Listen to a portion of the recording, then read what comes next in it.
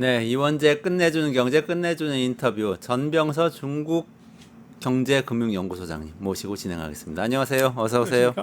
한미 정상회담, 한일 정상회담 있었는데요. 또 이례적으로 한미 정상회담 가는 길에 일본에 들러서 이재명 대통령이 한일 정상회담도 했는데 중국하고는 지금 어떻게 이 회담을 할 건지 좀 명확하게 나오고 있지는 않죠. 어떻게 될까요?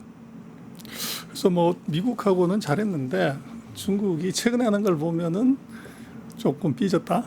뭐 그럴 수 있을 것 같은데. 네네. 뭐 우리 한한령 해제라고 그렇게 생각을 했던 그 복건성에 있는 이제 공연장에서 우리 가수들이 공연하기로 했는데 그걸 뭐 이유 불문 취소를 했어요. 그래서 뭐 중국이 보면 항상 좀 애둘러 가지고 뭘 얘기하는 경향이 있는데 네. 그런 또 우리가 뭐 특사가 갔지만 뭐 지금까지 보면은 그 대통령 특사 갔을 때 상대방 최고 지도자를 못 만난 경우가 뭐 윤석열 대통령 때 빼놓고는 이제 없었는데 이번에는 이제 주석 총리를 다 이제 못 만난 거죠. 이제 그게 어떻게 보면 이제 중국이 그 지금 미중 관계에 어떻게 보면은 뭐 사이에 있는 한국을 보는 관점 이제 그런 거 아닌가 싶습니다. 쉽지 않네요. 쉽지 않아요.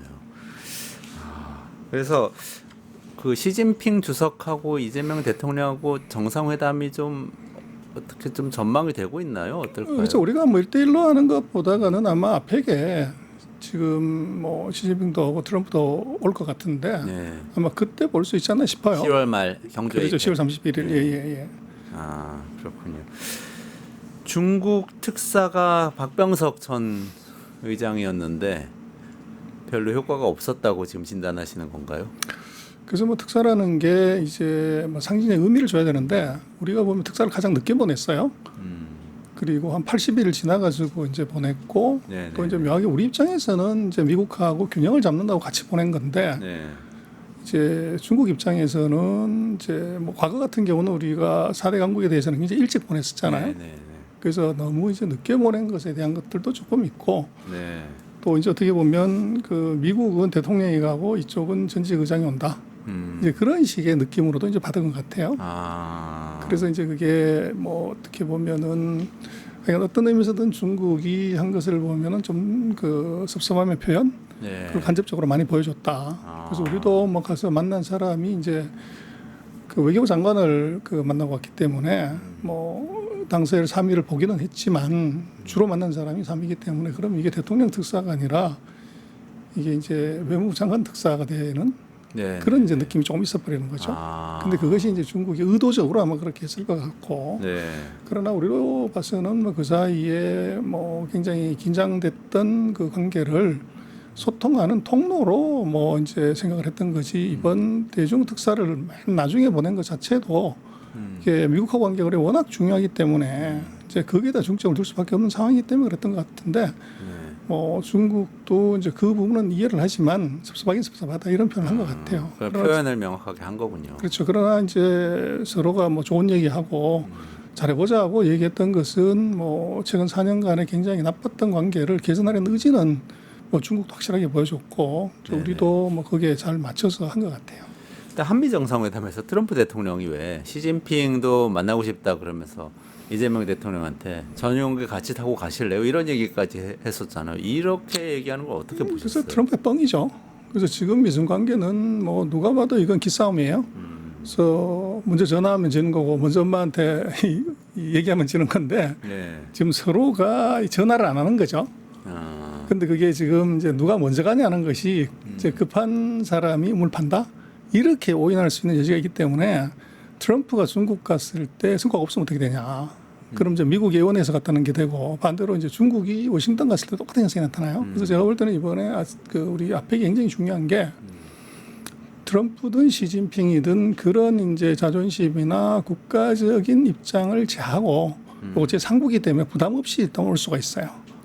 그러다 보니까 이제 그런 그 어떻게 보면 애매한 정치적인 입지 문제가 해결이 되고 두 번째는 지금 미국이 그 중국하고의 3차 협상을 하면서 90일 유예를 했단 말이에요. 네, 관세 협상. 근데 그게 11월 10일이에요.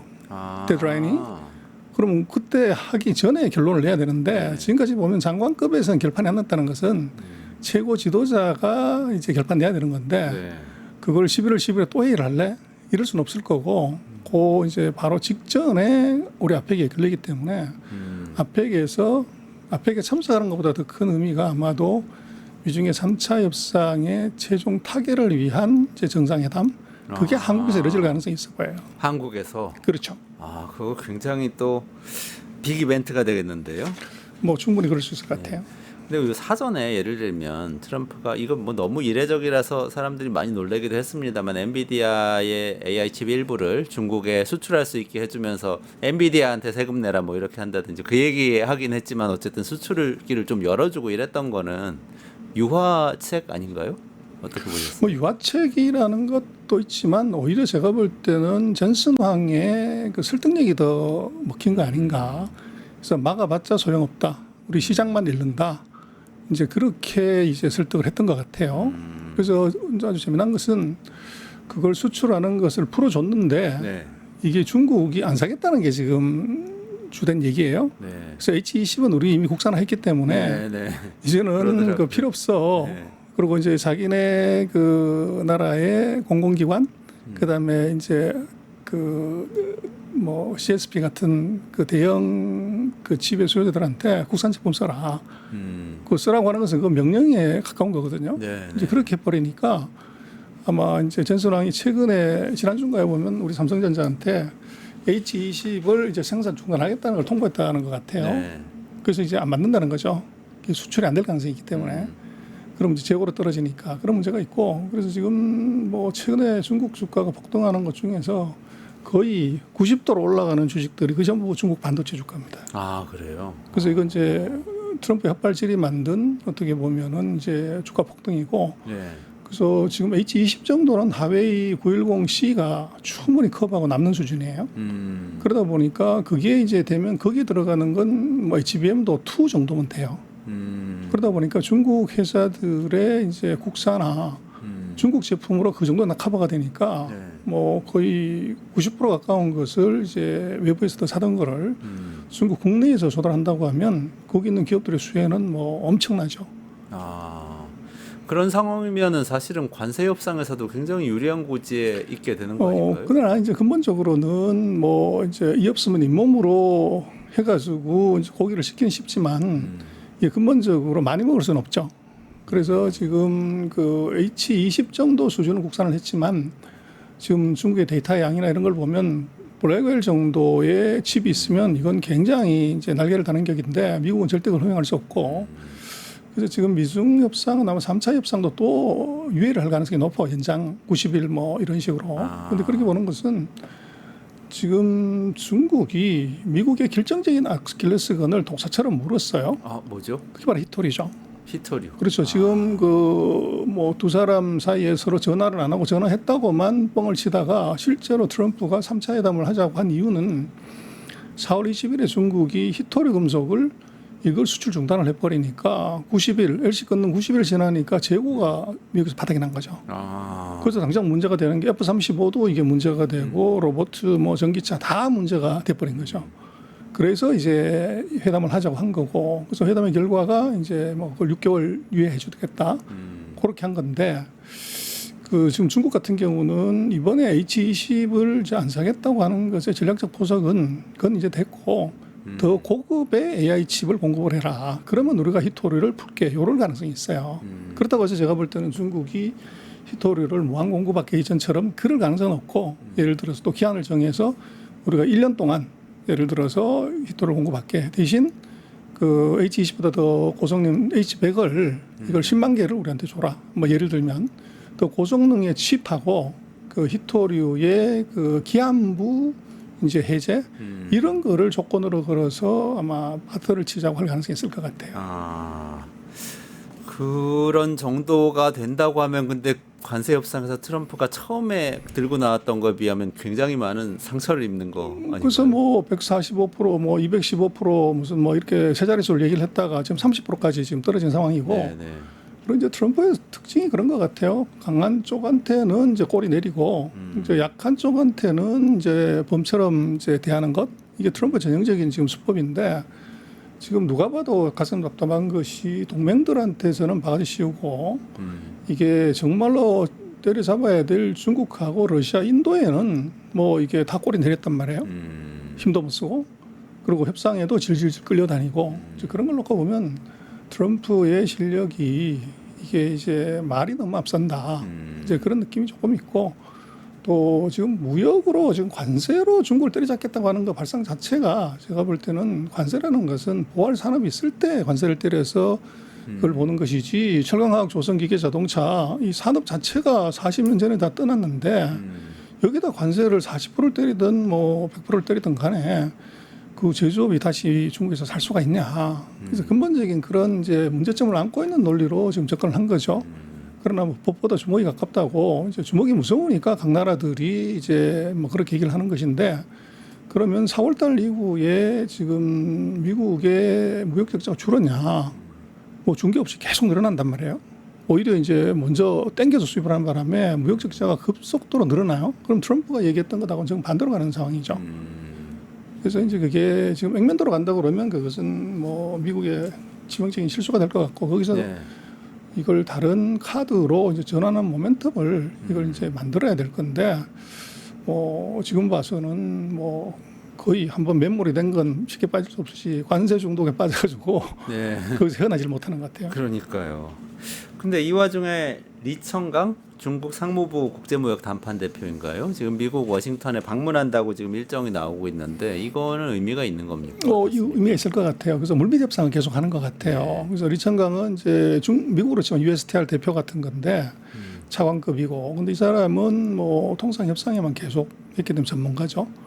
그래서 이제 중국의 특성은 이번에도 그 3차 협상을 하면서도 미국은 백악관이 뭐 공식적으로 발표하고 트럼프가 사인하고 뭐 이런 세레모니를 했는데 중국은 발표가 없었어요. 그래서 이제 이번에도 중국은 아마 선협상 후공식화 이제 요 전략을 쓰는 것 같아요. 네네. 그래서 미국은 항상 뭐 먼저 얘기를 해놓고서 이제 뒤에서 뭘 하는데 이 전략이 정반대고 또 지금 말씀하신 그 협상의 넘버 2가 직접 가서 협상을 하는데도 미국은 이게 비공식이다. 이렇게 네. 얘기를 한 거죠. 이제 그렇게 놓고 보면 이제 두 개가 다가 결국은 협상의 주도권을 누가 지냐 하는 것, 이제 그것이 기싸움인 것 같아요. 그렇군요. 최근에 중국 다녀오셨다면서요? 뭐 자주 가시겠습니다만은 그래도 가장 최신의 중국의 분위기를 좀 알고 싶습니다. 그래서 뭐 거의 매달 가보는데요. 뭐 지난달에는 주로 중국의 다크 팩토리, 네네. 그다음에 이제 그 AI 로봇 뭐 이런 회사들을 쭉 가봤는데 정말 이거는 뭐 속도감이 장난이 아니고 다크 팩토리는 조금 설명을 해주시죠. 그래서 불 꺼진 공장이죠. 네. 그래서 뭐 우리 불 꺼졌으면 망해서 불 꺼졌다 그러는데 그게 아니고 불을 켤 필요 없는 사람들이 일하는 공장. 그래서 로봇하고 AI가 일을 하기 때문에 이게 조명이 필요 없는 거죠. 네네네. 그래서 이건 완벽한 이제 사람이 없는 이제 뭐 이런 공장인데 네. 그래서 정말 뭐 두려운 것은 중국 인건비가 싼데 그 사람 하나 쓰지 않는 다크팩토리를 왜 만드냐. 이제 이게 기본적인 의문이 들잖아요. 네, 그런데 네. 오히려 아이러니하게도 이게 인건비 싼 나라이기 때문에 다크팩토리가 급속도로 발전하는 그런 그래요? 양상이 지금 벌어져요. 그래서 그게 이제 두 가지인데 하나는 자기네끼리 내부 경쟁입니다. 인건비 싼 이제 회사가 더 인건비를 싸게 만드니까 그걸 뛰어넘기 위해서는 더 싼 이제 코스트를 만들어내기 위해서 그 완전 자동화된 공장을 이제 건설하고 투자를 하는 게 하나 있고 또 하나는 이제 미중의 전쟁이 만들어낸 이제 또 하나의 변화가 지금 중국이 그 2018년부터 시작을 해가지고 트럼프 일기 때 25% 보복 관세를 받았어요. 근데 이번에 30%를 더 받으면 55%를 받는 거죠. 근데 25%를 받았는데도 뭐 미국에 대한 중국의 무역 흑자는 줄지가 않았어요. 작년에도 보면 중국이 한 2,960억 불인가 대미 흑자가 그렇고 이게 전체 흑자가 중국이 작년에 9,920억 불인가 났어요. 1조 달러 가까이 나요. 네네네. 근데 그럼 어떻게 이제 25% 보복 관세를 받았는데도 살았냐 그러면 그건 바로 인터넷 플러스를 한 겁니다. 모든 제조 공정 인터넷을 다 접합했던 거죠. 네. 근데 이번에 또 30%더 받으면 어떡할래? 근데 이거는 중국의 지금 전략은 이건 AI 플러스로 간다. AI 플러스. 그렇죠. 모든 산업에 AI를 적용을 해서 원가를 50% 낮추는 전략. 이게 지금 중국이 하는데 그걸 하려고 하면은 결국은 이제 사람이 없는 팩토리, 그럼 사람이 없다고 인건비가 안 들어가는 거잖아요. 뭐 오버헤드 관리비 다 줄어버리니까. 그리고 뭐 우리는 지금 4.5일을 한 해 만에 그러지만 이게 다크 팩토리가 되면 007이에요. 그래서 제임스 본드가 아니고 24시간 일주일 내내 일을 하는 거죠. 아, 007.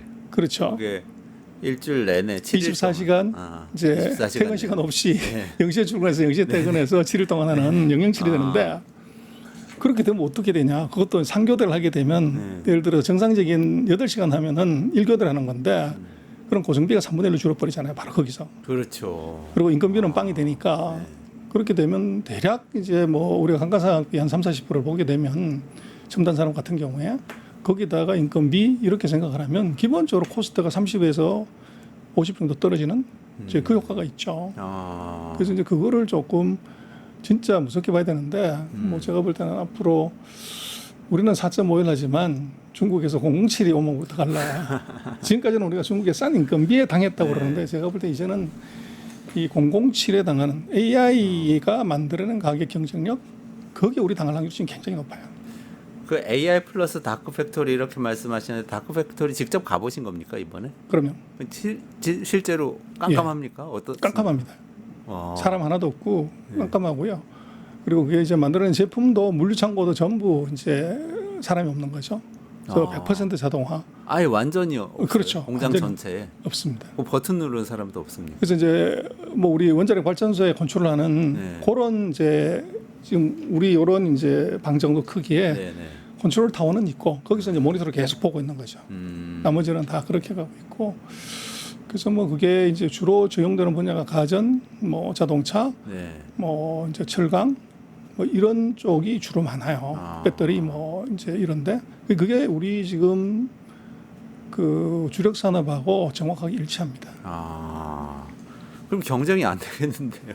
그렇게 나가. 그래서 이제 우리든 뭐 중국에서 뭐 중국이 싼 걸 만든다 무슨 뭐 공급 과잉을 만든다 그런 제가 볼 때 그게 중요한 게 아니고 그 과정에서 그 가격 경쟁력을 이걸 어떻게 만들어내냐를 봐야 되는데 우리는 그러면 어떡할래? 이제 인건비 올랐다고 우리가 빠졌지만 AI로 인한 코스트 다운이 또 왔을 때 우리는 그때는 이제 뭐라고 할래 하는 문제가 지금 있어요. 그래서 제가 볼 때는 우리가 중국에 지금 뭐 내부적인 문제는 그거는 중국이 리커창 총리나 이창 총리나 시진핑 주석이 알아서 하면 되고 우리는 중국 기업들이 이제 뭐 외부적인 자극, 내부적인 경쟁 때문에 만들어내는 엄청난 이제 경쟁력 향상을 그걸 이제 안 보고서 이제 중국에 지금 문제가 있다는 것만 지적하면은 조만간에 그 문제가 이게 문제 해결이 돼 버려서 이게 창이 돼서 우리를 찌를 수 있는 가능성이 있어요. 근데 우리는 그런 거 지금 전혀 안 보죠. 그리고 뭐 중국이 비행기 타면 1시간 40분이면 되는데 그럼 뭐 서울에서 차도 1시간 40분 가면은 진천이거든요. 거기 진천 정도야 우리 뭐 쉽게 가는데 거기를 안 가보는 거죠. 그래서 안 가보다가 보니까 우리 중국 안 간 지가 벌써 4년이 넘었잖아요. 그러니까 중국의 변화를 우리가 전혀 인지를 못 합니다. 그러다 보니까 이제 가서 보면은 야 이게 뭐지? 그래서 이제 중국의 뭐 실력을 대륙의 실수라고 우리가 봤던 거죠. 근데 실수가 아니고 실력이 이제 됐는데 그 실수를 실력으로 진짜 오해를 하게 되면 우리가 실패할 확률이 굉장히 높죠. 그런 완전 자동화된 다크 팩토리 그게 한 군데 가보신 거실 텐데 실제 확산이 많이 되고 있습니다. 지금 한 500개 정도. 500개. 금년에 한 1000개까지도 늘리고. 그래요? 그걸 정책적으로 밀고. 그렇죠. 정부가 이제 그 다크 팩토리 시범 공장을 지정을 해주고 그게 지정이 되면 이제 뭐 사이즈나 조건마다 다른데 대략 한 뭐 3천만 위안 정도니까 한 60억 정도 그 정도 이제 그 보조금을 지원하고 그리고 이제 세금을 그 중국 25%거든요. 그걸 10% 깎아서 15%로 10% 깎아줘요. 뭐 그런 것, 그 다음에 이제 정부가 구매했을 때 거기서 만든 것을 우선 구매를 해주고 또 그런 기업들이 상장을 했을 때 우리 같은 코스닥 같은데 거기에 상장 조건에 우대 조건을 주는 거죠. 가점을. 그러니까 이제 기업들 입장에서는 뭐 첨단 설비 도입하고 이거 할 이유가 뭐 확실하게 있죠. 근데 그게 진짜로 확산돼서 일반화된다고 하면요. 다크 팩토리가 인간 휴먼 팩토리를 밀어내게 되는 거 아닙니까? 그러면 중국 국민들이 또 일자리를 잃어버리게 될 텐데. 그래서 그게 제가 볼 때는 우리가 항상 그런데 중국이 자기네 일자리 없어지는 거 우리가 걱정할 필요가 있나? 그건 리창 총리가 걱정하면 되지. 내부적으로 해결해야 되는 문제인데, 근데 문제는 제가 보니까 중국은 이게 해안에서 500km만 저 안쪽으로 들어가게 되면 거기에 이제 뭐 인당 소득이 5,000달러 그 레벨에서 왔다 가는 동남아 수준의 국가들 정도 수준의 인구가 4억이 넘어요. 근데 거기에는 전통 제조업이 인건비를 할 수 있는 제조업들이 그걸로 계속 갈 수가 있는 거죠. 그래서 이쪽에서 밀린 사람들은 그쪽으로 충분히 이제 재배치가 가능해 보이고, 그래서 우리가 뭐 태무나 알리에서 보면은 500원짜리 눈썹, 무슨 5,000원짜리 뭐 충전기 이런 게 있잖아요. 근데 이론상으로는 우리는 그 가격에 중국에서 못 만들어서 들어왔는데 전부 다 메이드 인 차이나예요. 그리고 어떻게 메이드 인 차이나냐 그러면 바로 그겁니다. 그 내륙으로 들어갔을 때 5,000달러 플러스 마이너스인 사람들의 인구수가 4억이기 때문에 네네. 거기서 만들어 오는 거죠. 그래서 우리가 지금 샤오미 그 충전기 같은 것도 그 신장에서 만들어 오는 거거든요. 근데 신장에서 어떻게 만드냐고 그러는데 그게 지금 중국의 실력입니다. 그래서 제가 볼 때는 지금 말씀드린 이런 것들은 해안 지방의 그 바닷가에서 250km 안쪽에 있는 대도시의 일인데, 문제는 중국의 일자리가 없어지고 이런 문제는 중국 내부적으로 해결하는 문제지만 그 250개나 다크 팩토리에서 만들어지는 제품 이게 우리하고 다 경쟁이 된다는 거예요. 그리고 이게 이제 그 정도 코스트면 전 세계에 이제 경쟁력을 갖게 돼버리기 때문에 그게 지금 무서운 거죠. 그래서 우리로서는 중국 내부적인 문제는 아까 말씀드렸던 그런 식으로 자기네가 해결할 거고, 그보다는 우리가 진짜 봐야 되는 것 쪽에다 많이 포커스를 해야 되는 거 아닌가 싶어요. 아니 최근에 미국에서도 제조업 다시 살린다고 할 때 사실은 다크 팩토리를 늘리는 방식으로 하는 거 아니냐라는 얘기가 많이 나오고 있는데, 그러면 아무리 미국에서 그렇게 하더라도 중국의 비용 경쟁력은 따라잡을 수가 없겠네요. 그게 포인트인데요. 그래서 AI를 하면은 지금 미국 같은 경우에 치명적인 결함이 뭐냐면 지금 AI가 돈을 못 벌잖아요. 그래서 뭘 하냐 그랬더니 답안지 쓰고 무슨 그림 그려주고 뭐 글 써주고 뭐 이런 거 한단 말이에요. 그리고 그걸 이제 25,000원씩 받아가지고 이제 오픈 AI 흑자를 내는데, 그건 가입자는 어느 순간에 세츄레이션 되잖아요. 근데 이게 AI가 진짜 돈을 벌려면 반드시 제조업하고 결합이 돼서 밸류를 높여야 되는데, 지금 미국은 제조업이 40년 전에 지금 나고 또 철강, 조선, 기계, 뭐 반도체, 핸드폰 싹 다 나갔단 말이에요. 그래서 지금 미국의 문제는 제조업하고 이거 빅데이터를 붙여가지고 성과를 내야 되는데 제조업이 없는 거죠. 그리고 중국 같은 경우는 이게 AI는 약한데 제조업은 무지 강하고, 그래서 제조업의 빅데이터를 지금 약간 약한 AI하고 지금 붙여가지고 코스트를 떨어뜨리려고 하는 거죠. 그래서 저번에 우리가 뭐 미국에 우리 대통령이 갔다 오셔가지고 외교를 잘하고 오셨지만, 안을 자세히 들여다보면 우리가 4,500억 불 가까이를 이제 투자를 하든지 구매를 해주는데, 그럼 우리가 받는 거 뭐냐는 뭔가 좀 깝깝해요. 근데 4,500억 불이라고 그러면 우리가 최근 20년간 벌어들인 무역흑자 우리 외환보유고에 맞먹는 엄청난 규모잖아요. 그래서 거기에 이제 제가 볼 때는 하나의 솔루션은 미국과의 협상에서, 미국도 제조업 보완하려고 하면 제조업에 빅데이터가 있어야 AI하고 붙여가지고 생산량을 맞춘다고요. 그렇죠. 근데 미국에는 지금 데이터가 없다고. 그래서 한국의 제조업하고 같이 하자. 그래서 오픈 AI가 한국의 예를 들면 6대 산업, 철강화학, 조선기계, 반도체 여기하고 같이 콜을 해서 이제 이 코스트를 50% 60%로 줄이는 모델을 만들고 그것을 이제 미국으로 가져가는 그런 그림이면 이건 굉장히 좋은 그림이 될 수 있어요. 근데 문제는 이제 중국은 그 미국보다는 못하지만 세계에서 2등이에요. AI가. 근데 거기에 지금 제조업은 세계 최강의 데이터가 같이 붙어가지고 이게 다크팩터리를 만들어내기 때문에 이게 속도가 훨씬 빠를 수가 있어요. 그래서 이제 제가 볼 때는 한국이 미국하고의 관계에서 우리가 지금은 뭐 조선을 이 배터리를 반도체를 우리가 잘하는 걸 준다고 그랬는데 우리가 미국하고 해서 받을 거는 AI를 우리 줘라. 근데 준다는 것의 의미가 우리하고 콜을 해서 한국 제조업의 코스트를 획기적으로 올릴 수 있는 이제 비즈니스 모델을 만들자. 뭐 이게 제가 볼 때는 더 중요할 것 같아요. 그렇군요. 근데 뭐 만만치는 않을 것 같은데, 어쨌든 태평양을 사이에 두고 협업을 해야 되는 것인데 중국은 자기네 대륙 안에서 특히나 정부가 굉장히 강력하게 통제할 수 있는 환경 안에서 하는 것이라 그게 무섭죠. 예, 무섭네요. 근데 우리도 사실은 뭐 지금은 AI가 강캐블을 타고 오기 때문에 같은 나라 안에 있던 어떤 게 상관이 없어요. 실시간으로 지금 뭐 데이터 서버가 전 세계에 다 널려 있잖아요. 뭐 그래도 전혀 뭐 1초에 빛이 7바퀴 반을 돌 때면 지구를 그 지리적 이슈는 아닌 것 같아요. 전국에 있는 우리나라 공장들에서 나오는 수많은 데이터 그걸 가지고 그 AI를 활용해서 한번 미국과 제조업 협업을 해보자 이런 아이디어신데 이 정부 관계자들이 꼭 듣고 실행을 해주시면 좋겠습니다. 주식시장 조금 여쭤보겠습니다. 중국 증시 요즘 어떻습니까? 그래서 뭐 8월달에 전 세계 최고 상승률을 보였고 거래대금이 뭐 최근 몇 년 사이에 최대를 지금 기록을 했습니다. 그래서 중국 증시가 뭐 불이 붙었다 이제 그렇게 보여지는데 그래서 뭐 이건 망하는 나라, 망해갈 나라, 뭐 이제 미국과 전쟁하는 나라가 어떻게 주가가 올라가냐 이건데 첫 번째 중요한 변수가 지금 7월, 8월에 보면 그 중국의 거대한 자금 시장의 변화가 있는 것 같아요. 아 그래요? 소위 말하는 이제 예금의 대이동이 있는 것 같습니다. 그래서 이게 머니 무브가 있는 거죠. 그래서 네. 뭐 코로나 이후에 누가 돈을 전 세계 제일 많이 풀었냐 그러면 미국이 제일 많이 푼 게 아니라 중국이 제일 많이 풀었어요. 그런데 중국은 화폐 유통 속도를 보면은 뭐 50%가 안 돼요. 그래서 100조를 풀면 이제 50조에서 60조가 은행으로 들어가 가지고 안 나오는 거죠. 예금에 그냥 묶여 있는 거. 그렇죠. 안 나오는 거죠. 그래서 그 이유가 뭐 최근 4년 동안 부동산 가격, 뭐 주가 다 50% 폭락을 했기 때문에 투자 대상이 없고 사업을 하려니까 겁나고 그러니까 은행에 계속 퇴장이 됐는데 지금 7월 같은 경우를 보면 전년 동기 대비해서 그 예금 순중이 거의 한 30조 위안 정도씩 드러나요. 그럼 30조 얼마 규모냐 그러면 그 중국의 시가총액이 한 100조 정도 됩니다. 100조 위안.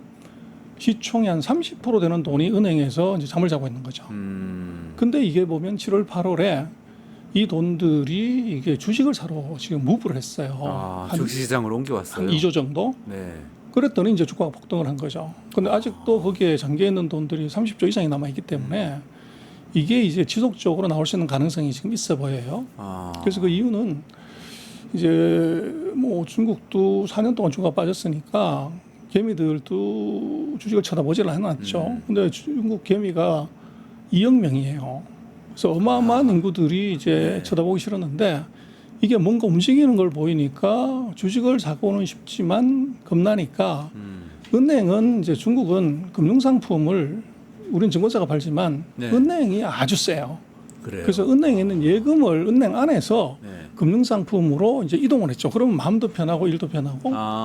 그래서 이제 금융상품의 이게 이동이 대거 일어났고 그게 이제 한 달 사이에 한 2조 위안 고로 쳤을 때 한 400조 원 정도가 이로 이동을 했어요.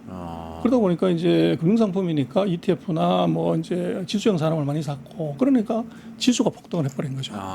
근데 거기에 이제 아까 말씀드린 트럼프 대통령이 H20을 포함한 반도체 산업의 제재 거기에 맞불을 놓은 중국의 국산화 이래버리니까 이게 최대 수혜가 반도체가 돼버린 거죠. 그래서 반도체 회사들이 뭐 최근에 많이 언론에서 얘기되는 컴브리아콘 같은 경우가 이게 주가가 뭐 5배가 한꺼번에 올라가 버리는 이제 제2의 엔비디아, 중국판 엔비디아가 된 회사인데 그런 일이 지금 벌어진 거죠. 그래서 첫 번째는 그 자금의 대이동이 지금 있고 두 번째는 누가 봐도 중국은 주가가 싸다. 그리고 세 번째는 이제 정부 정책 플러스 미중 전쟁에서 그 수혜자가 있는데 그 수혜 폭이 기업이 감당할 수 없을 정도로 큰 규모다. 그러다 보니까 이제 그쪽의 주가들이 올라가고 또 부동산도 그렇고 주가도 그렇지만 올라간다 그러면 다 사고 떨어지면 다 안 쳐다보잖아요.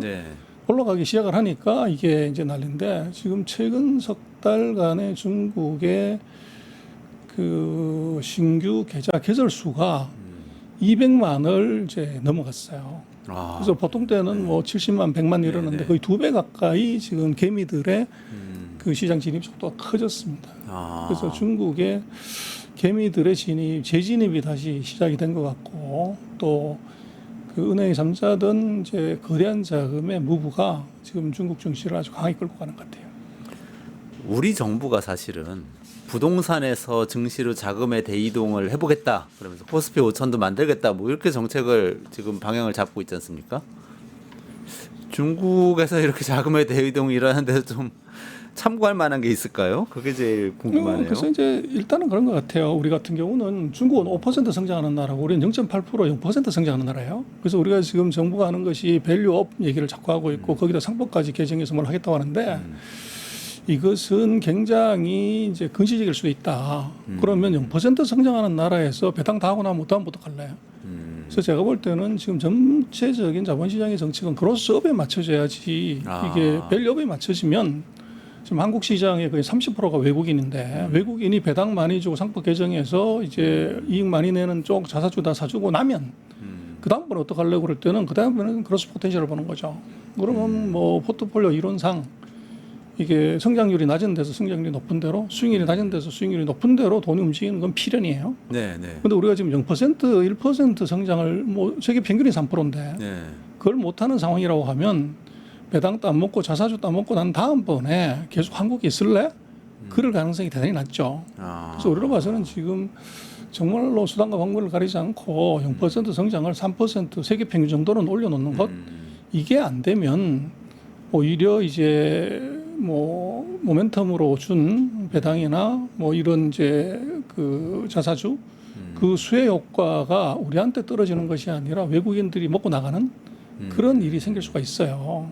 그래서 우리로서는 첫 번째가 제조업이 경쟁력이고 두 번째는 전체적인 이제 성장률을 못 올리면 그래서 최근 20년 동안 우리가 보면 성장률이 계속 들어서 뭐 1%씩 5년마다 떨어진 거잖아요. 네, 네, 네. 그래서 이거를 못 올리면은 그래서 지금 하고 있는 자본시장에 관한 시장에 관한 정책 그거는 취지도 좋고 의미도 좋지만 그것이 물꼬를 되돌리는 게는 2% 부족하다 그렇게 보십니다. 그러니까 코스피 5천이든 주가를 올린다는 것을 배당금을 많이 주고 주주들을 달래서 주주 가치를 높여서 올리는 쪽으로 생각하는 것보다는 기업들을 성장하게 만들어서 올리는 게 전공법이다 이렇게 말씀하시는 그렇죠. 그게 안 되면 네.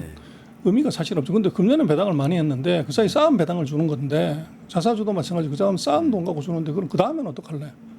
그 문제가 바로 대두하고 1년만 네. 지나면 네, 네, 네. 그래서 그 문제를 생각을 해야 되고 또 지금 우리가 이제 노동 관련되는 것들이 굉장히 많은 입법들이 좋은 입법들이 이루어지고 있지만 또 다른 측면에서는 지금 이게 우리가 노동 시간을 계속 줄여서 52시간 뭐 이제 주 5일에서 4.5일로 이뤄갔을 때 이게 전제는 생산성이 동반되는 노동 시간의 단축은 이건 뭐 좋은 일이에요.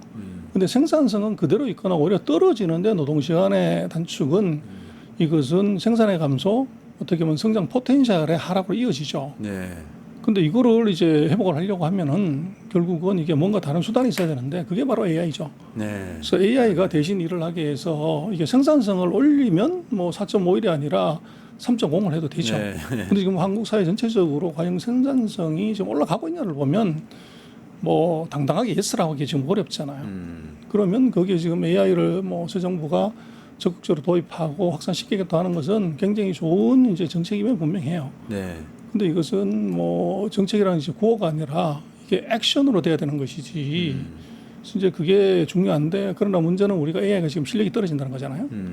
뭐 예를 들어서 AI를 우리 걸 개발한다고 그러는데 엔비디아 칩 2,000개를 가진 이제 뭐 기업이 없다고 하는 이런 상황이기 때문에 지금 뭐 칩을 확보를 못하면 지금 AI 플랜은 사실은 좀 공모해 보이죠.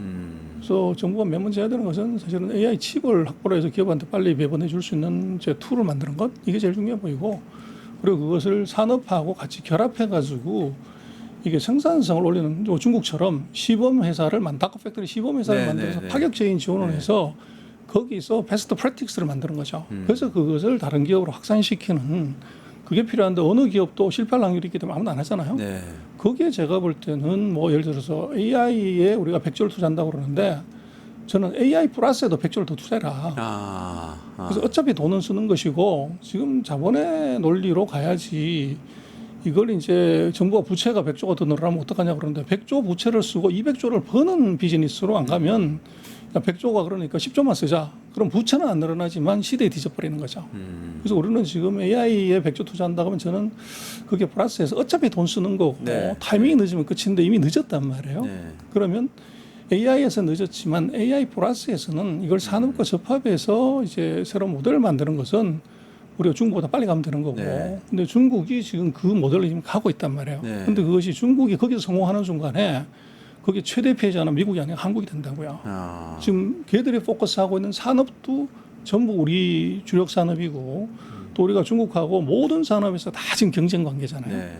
그럼 거기서 코스트가 20-30% 떨어진다 그러면 이건 이제 우리한테 가장 먼저 이제 창이 겨누어지는 그런 이제 긴박한 상황이라고 볼 수 있죠. 아, AI 플러스 다크 팩토리 꼭 명심해야 될 키워드가 되겠네요. 전병 소사님하고 말씀 여기까지 나눠야 될 것 같습니다. 이원재 끝내주는 경제는 매일 오후 5시 50분 라이브로 진행하고요. 주말에는 끝장 뉴스 보시면 되니까 월요일에 5시 50분 라이브로 다시 찾아뵙도록 하겠습니다. 전병 소사님 여기서 인사드리면서 마무리하도록 하겠습니다. 고맙습니다.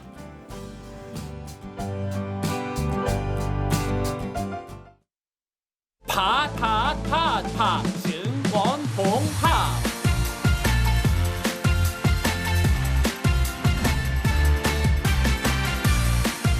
이제 저녁 8시 30분 퇴근 후 퀴즈 한판 혼자 하지 마세요. 같이 해요. 매일 저녁 8시 30분 많은 참여 바랍니다.